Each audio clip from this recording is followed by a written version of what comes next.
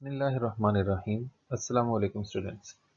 आप BS mathematics के course vectors and mechanics का लेक्चर नंबर 7 देख रहे हैं। पहले देखें एक्सरसाइज 4.1 का क्वेश्चन नंबर 17 है।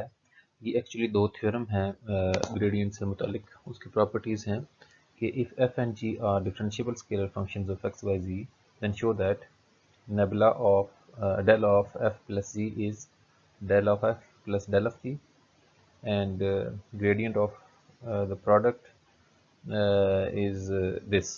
ये जैसे प्रोडक्ट रूल होता है ना डेरिवेटिव्स का, बिल्कुल उसी तरह से कि f into gradient of g plus g into gradient of f। तो सबसे पहले क्या करते हैं कि हमें एक जनरल फंक्शन दिया हुआ है, हमने जनरली इसको प्रूव करना है। तो ये दो फंक्शंस हमें गिवन है f और g। तो f का ग्रेडियंट हमें पता है कि इसके इक्वल होता है। हमें कहा गया है कि ये x बाई जी के फंक्शन है, इसलिए ये फार्मूला यूज़ किया। और ग्रेडियंट ऑफ g जो है वो इसके इक्वल होता है, ये आप जानते हैं। तो ग्रेडियंट की डेफिनेशन क्या हुई कि जो भी स्केलर फंक्शन है जिसका हम ग्रेडियंट निकाल रहे हैं उसका पहले x के लिहाज से डेरिवेटिव लेंगे पार्शियल i कंपोनेंट, फिर j के लिहाज से y के लिहाज से लिखेंगे और j कंपोनेंट, और z के लिहाज से पार्शियल डेरिवेटिव फिर j कंपोनेंट। सिमिलरली इसी तरह से ये फार्मूला लिखा। तो f प्लस g का ग्रेडियंट क्या होगा कि partial derivative with respect to x of this function f plus g I unit vector plus partial by partial y of f plus c into j unit vector plus partial by partial z of f plus c into k unit vector। अब आपको पता है derivative तो linear होते हैं, दो function अगर add हो रहे हों तो डेरिवेटिव दोनों पे अलग अलग अप्लाई हो जाता है। तो ये डेरिवेटिव f वाले पे अप्लाई होगा तो पार्शियल f पे पार्शियल x बन जाएगा, g वाले पे अप्लाई होगा तो पार्शियल g पे पार्शियल x बन जाएगा। सिमिलरली ये y वाले भी दोनों पे आ जाएंगे f प्लस c, और z वाले भी। अब ये अंदर मल्टीप्लाई हो रहे हैं कि पार्शियल एफ पे partial x i plus partial जी पे पार्शियल एक्स आई, यूँ बनेगा ना जब ये मल्टीप्लाई होंगे। पार्शियल एफ पे पार्शियल वाई जे, पार्शियल जी पे पार्शियल वाई के, सॉरी जे, पार्शियल एफ पे पार्शियल जी के प्लस पार्शियल जी पे पार्शियल जी के। तो अलग अलग कर लिया हमने, एफ वाले अलग कर लिए बीच में से, ये वाले एक कंपोनेंट आई के साथ था, वाई वाला जे के साथ था, जेड वाला के साथ, वो अलग कर लिए, और जी वाले अलग कर लिए। तो ये डेफिनेशन बन गई डेल एफ की और ये बन गई डेल जी की। तो देखें बिल्कुल इजी सा प्रूफ था। ये बहुत इजी प्रूफ्स हैं, इसमें कोई भी नई बात नहीं है। वो देखें जो रूल्स डेरिवेटिव्स के थे ना उनको यूज़ करते, ग्रेडियंट के रूल्स प्रूफ हो गए, लेकिन ये आपको क्वेश्चन सॉल्व करते हुए बहुत हेल्प करेंगे। अभी हम प्रॉब्लम करते हैं इससे रिलेटेड। नेक्स्ट देखें, ये प्रोडक्ट रूल है कि ये जो एफ जी फंक्शन है ये प्रोडक्ट वाला, इसका ग्रेडियंट क्या होगा partial by partial X of F G I unit vector, partial by partial Y of F G J unit vector, partial by partial G of F G K unit vector. तो अब product rule apply करें इन पे। तो F को छोड़ा जी का derivative x के लिहाज से, ये एक्स है ना, और जी को छोड़ा एफ का डेरिवेटिव आई यूनिट वेक्टर। इसी तरह इन पे वाई के लिहाज से जब डेरिवेटिव ले रहे हैं तब भी प्रोडक्ट रूल लग जाएगा, जब जेड के लिहाज से डेरिवेटिव ले रहे हैं तब भी प्रोडक्ट रूल लग जाएगा। अब ये बन क्या रहा है, f into partial g by partial x i plus ji into partial f by partial x i, जब आई अंदर मल्टीप्लाई होगा। इसी तरह जे इन दोनों के साथ मल्टीप्लाई होगा वाई वालों के साथ, और के जो है वो जेड वालों के साथ मल्टीप्लाई होगा। तो मल्टीप्लाई होने के बाद जिनके साथ एफ आ रहा था, देखें 1 2 3, इनमें से एफ कॉमन ले लिया, और इनके साथ एक के साथ आई आ रहा था, एक के साथ जे, और एक के साथ के। तो एफ कॉमन लिया इनमें से, ये बच गया। प्लस जिनके साथ जी आ रहा था, ये देखें ये एक आई के साथ है, एक जे के साथ और एक के साथ, वो अलग कर लिए, उनमें से जी कॉमन ले लिया। तो जब एफ कॉमन लिया अंदर, ये देखें ग्रेडियंट ऑफ जी बच गया, और जब जी कॉमन लिया अंदर ग्रेडियंट ऑफ एफ बच गया। तो यूँ इसका प्रोडक्ट रूल हमने प्रूव कर दिया। ये दो इक्वल गलती से लिखे गए, इनको इग्नोर करें। तो बिल्कुल सिमिलर रिजल्ट जो है ना, इधर उसने नाम फंक्शंस का एफ और जी रखा है। थ्योरम 15 है आपकी बुक में, या नंबरिंग चेंज हो सकती है, वो आपने ढूंढ लेना है कि del of phi into psi, जैसे एफ और जी है उसने फाई इंटू साई रखा है, उनका वो ये प्रोडक्ट रूल।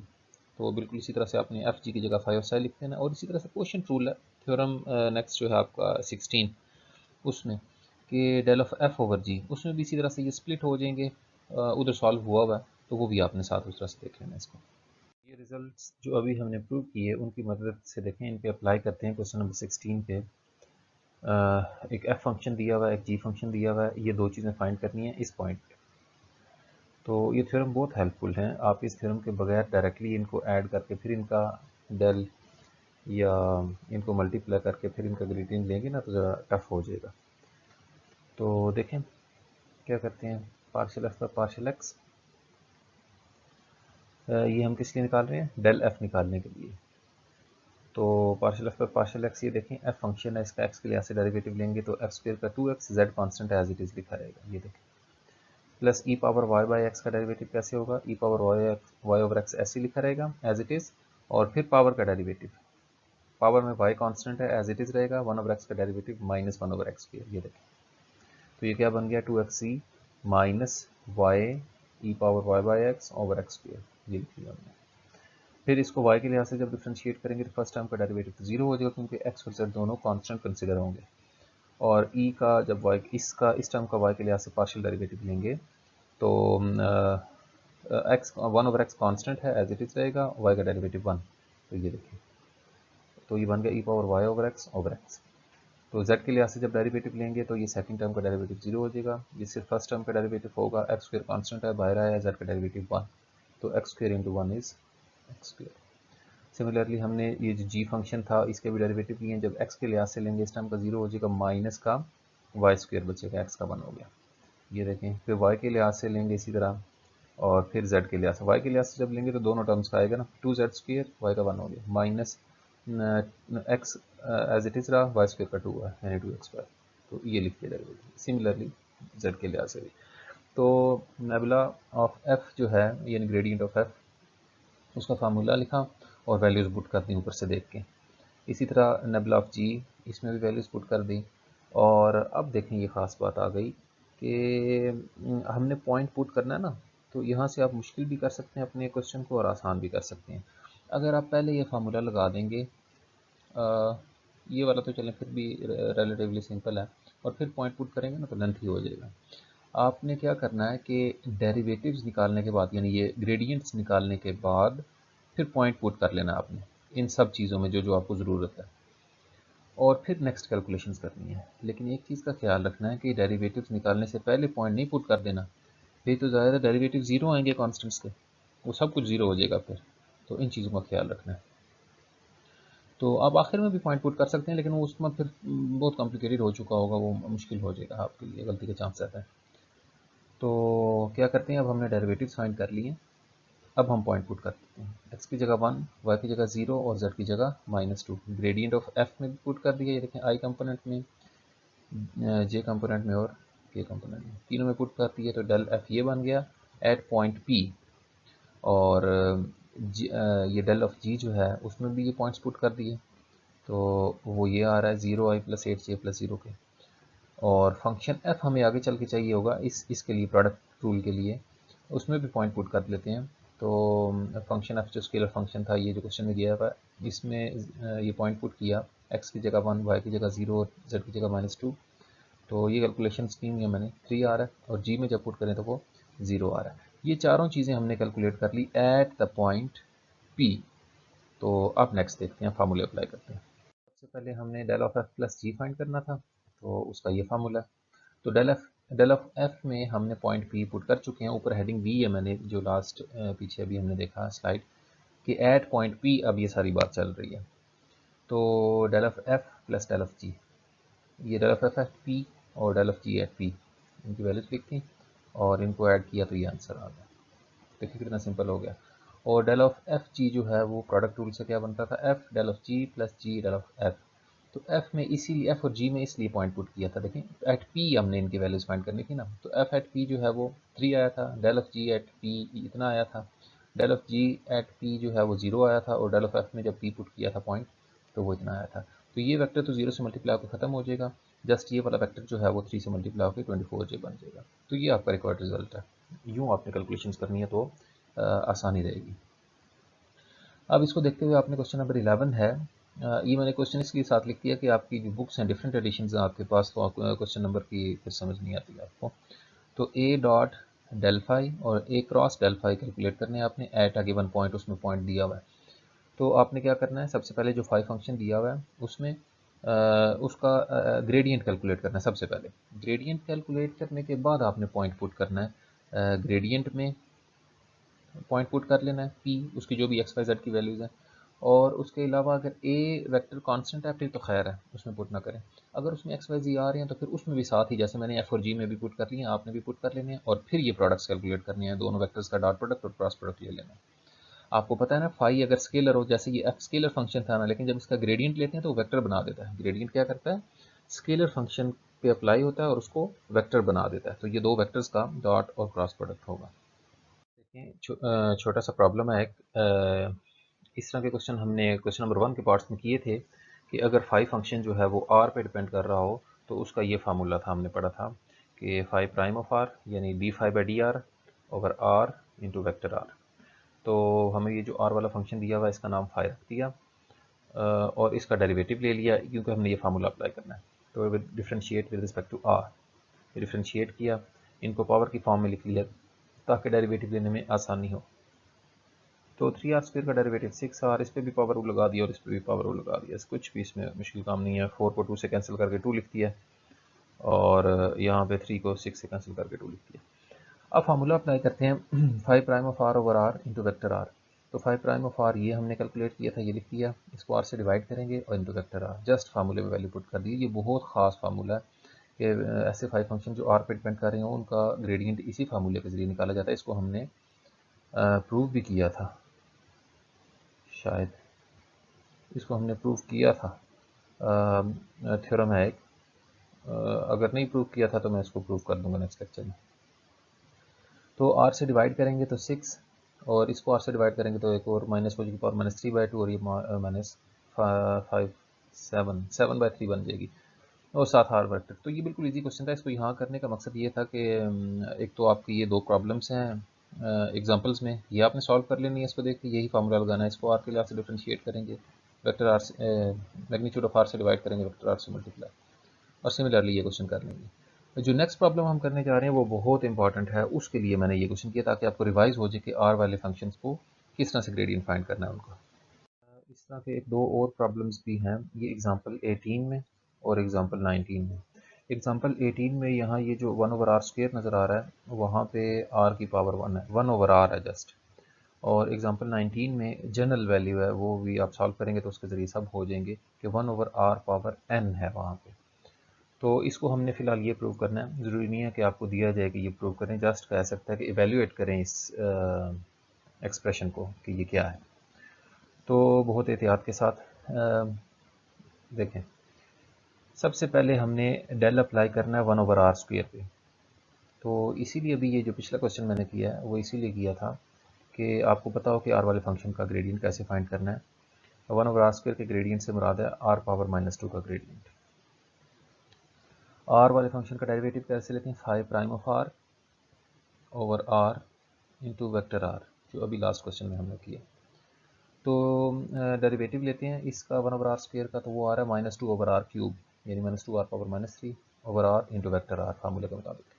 तो ये आर से जब डिवाइड करेंगे ये ऊपर जाकर पावर माइनस हो जाएगी, तो -2r power -4 into vector are. ये हमने डेल ऑफ 1/r² इतना हिस्सा सिर्फ कैलकुलेट किया अभी। अब हम क्या करेंगे, इसका बी के साथ डॉट प्रोडक्ट लेंगे।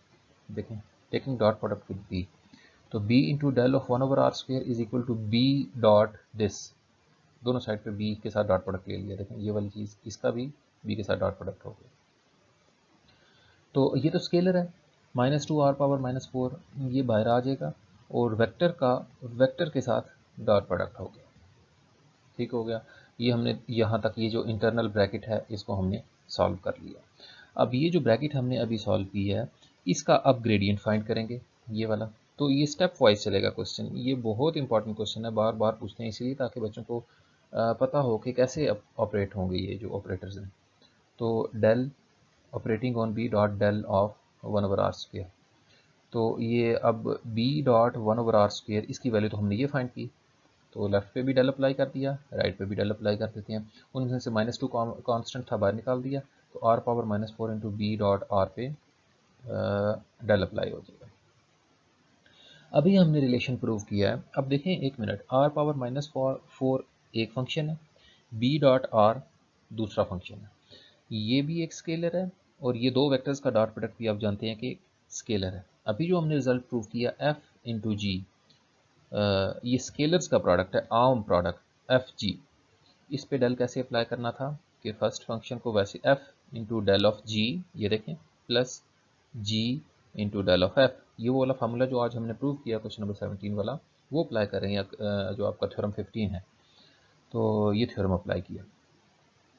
तो इधर आके अब एक ख़ास बात आएगी, ये देखें आर पावर -4 और ये gradient of B dot R को मैंने लिख दिया है बी। ये एक थ्योरम है, ये मैंने रेफरेंस दे दिए कि बी डॉट आर का ग्रेडियंट जो है बी के इक्वल होता है। ये मैंने प्रूव भी किया हुआ है यहाँ पे कि थ्योरम है आपका 17 नंबर थ्योरम है कि for any constant vector A del of A dot R is A. जैसे बी डॉट आर का ग्रेडियंट बी है, ए डॉट आर का ग्रेडियंट ए होगा generally for any constant vector A. तो ए डॉट आर किसके equal होगा? A vector मैंने general add कर लिया A1i plus A2j plus A3 की, और आर आप लोग जानते हैं कि xi plus yj plus zk के इक्वल होता है। तो इनका डॉट प्रोडक्ट कैसे आएगा? A1x A2y A3z component wise ऐसे डॉट प्रोडक्ट लेते हैं ना।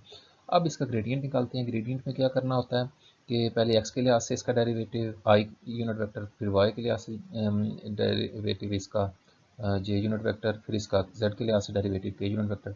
अब ये जो a डॉट आर है इसका x के लिहाज से क्या डेरिवेटिव आएगा? a1 इंटू एक्स का डेरिवेटिव आ जाएगा a1, इन दो का 0 हो गया, ये देखें a1 लिख दिया, साथ i वेक्टर है इसका। इस पूरे एक्सप्रेशन का ये जो a डॉट आर है इसका y के लिहाज से जब डेरिवेटिव लेंगे तो ये x वाला टर्म और z वाले टर्म, इनका डेरिवेटिव 0 हो जाएगा, y का डेरिवेटिव 1 a2 बचेगा, ये देखें a2 बच गया j के साथ, और z के लिहाज से लेंगे तो a3 बचेगा।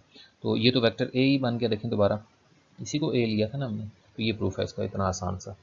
तो ये आपने याद रखना है, ये बहुत ज़्यादा आगे अगली एक्सरसाइज में यूज़ होगा कि कांस्टेंट वेक्टर डॉट आर का ग्रेडियंट जो है वो वही कांस्टेंट वेक्टर आता है।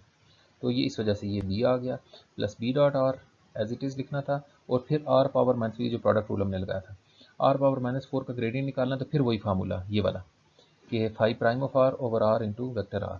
तो 5 prime of R over R into vector R, 5 prime of R क्या होगा? पावर रूल, पावर नीचे आई, पावर -4, पावर में से एक माइनस किया, -5 ओवर आर। तो बस अब सिंप्लीफाई करना है थोड़ा सा इसको, -2 R power -4 into B vector, ये -4 शुरू में लिख लिया, ये इंटू बी डॉट आर, और ये आर पावर ऊपर जाके माइनस हो जाएगी, पावर -6 बन गई, और इंटू ये वाला वेक्टर आर। ठीक हो गया। इस -2 को अंदर मल्टीप्लाई कर दें तो ये -2 आर पावर -4 इंटू बी, ये और minus minus plus 4 2 8 B dot R into R power -6 vector R. अब लास्ट स्टेप, अब हमने ये किस चीज़ की वैल्यू फाइंड की है? Del of B dot del of 1 over R square, del of B dot del of 1 over R square. यहाँ तक हमने कैलकुलेशन कर ली। लास्ट स्टेप रह गया जस्ट कि ए वेक्टर के साथ डॉट प्रोडक्ट लेना है हमने। तो यहाँ आप लिखते हैं कि taking dot product with vector A. तो ये देखें, ये जो लेफ्ट हैंड साइड थी इसका भी डॉट प्रोडक्ट ले लिया ए के साथ, और ये जो राइट हैंड साइड हमने सिंप्लीफाई करके निकाली है लास्ट, इसका भी ए के साथ, ये देखें डॉट प्रोडक्ट लिख दिया मैंने।